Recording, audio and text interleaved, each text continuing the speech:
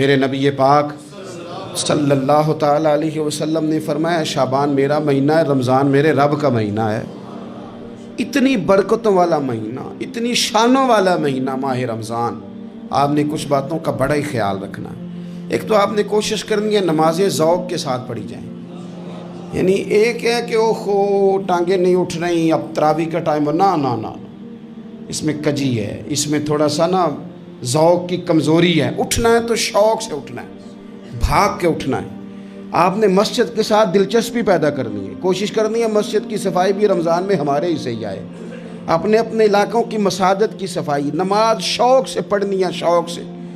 آپ نے رمضان المبارک میں کوشش کرنی ہے کہ آپ یہ کہیں کہ زیادہ سے زیادہ میں دوسروں کو نواز سکوں، میں چپکے سے پہنچوں کسی غریب تک، خود سے جاؤں اور رمضان سے پہلے جاؤں، تاکہ وہ پہلا روزہ جو اس نے رکھنا ہے وہ اسی لنگر سے رکھے جو میرے حصے میں آئے، اور اس کو اپنا موسم سمجھیں جس کی وجہ سے اللہ آپ کو ثواب دے رہا ہے، اس کو موسم سمجھیں جس کی وجہ سے اجر مل رہا ہے۔ اور کوشش کریں کسی کو کپڑا جوڑا سوٹ دینا ہے، کسی طالب علم کو، امام مسجد کو، کسی غریب کو، کسی بوڑھی اماں کو، اپنے کسی چچا کو، اپنے دادا کو تحفہ دینا ہے تو وہ بھی شروع رمضان میں دے، تاکہ وہ آسانی سے سلا لے، سلا کے پہن لے۔ رمضان میں ہم نے قرآن پاک سے پیار کرنا ہے، قرآن پاک سے پیار کرنا ہے، صبح بھی تلاوت، دوپہر بھی تلاوت، بچوں کو ذوق دلانا ہے، شوق دلانا ہے۔ ہم نے قرآن مجید رمضان شریف میں تراویح میں ذوق سے سننا ہے، کھڑے ہونا ہے۔ پھر رمضان المبارک کے اندر احساس ہم نے بہت زیادہ پیدا کرنا ہے۔ ہم نے دیکھنا ہے کہ میں کس جگہ میری ضرورت ہے، میں کس طرح کر کے کام آ سکتا ہوں، وہاں اپنی خدمات کو پیش کرنا ہے۔ پھر اس سے آگے آپ بڑھیں گے۔ رمضان شریف کے اندر سحری میں اٹھنا تو ہے نا جی، دہی لینے بھی جانا پڑتا ہے، دودھ لینے بھی کئی دفعہ جانا پڑتا ہے، تو اٹھنا تو ہے۔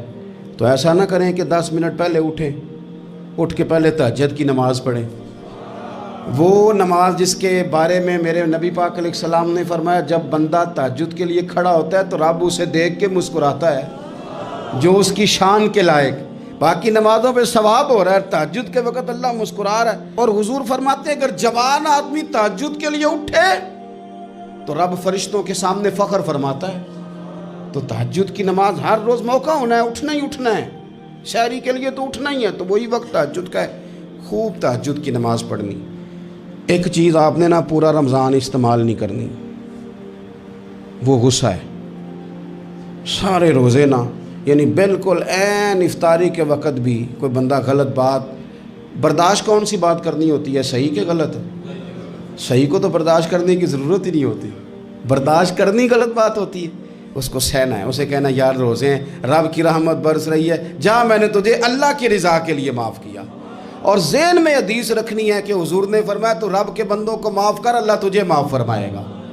رمضان شریف میں اور سعادت کے ساتھ اور پیار کے ساتھ، اور غیبت نہیں کرنی کسی کی بھی، کسی ادارے کی نہیں، کسی بندے کی نہیں، غیبت نہیں کرنی۔ آپ کو حدیث میں ملے گا کہ نبی پاک علیہ السلام نے کچھ بیویوں سے کہا تھا کہ تم نے تو روزہ توڑ دیا ہے، اور تم نے حلال کے ساتھ رکھا تھا، حرام کے ساتھ توڑ دیا۔ یا رسول اللہ کس طرح؟ فرمایا غیبت نہیں کی تم نے، مردہ بھائی کا گوشت نہیں کھایا، یہ بہت بڑا جرم ہے، اس سے بچنا ہے۔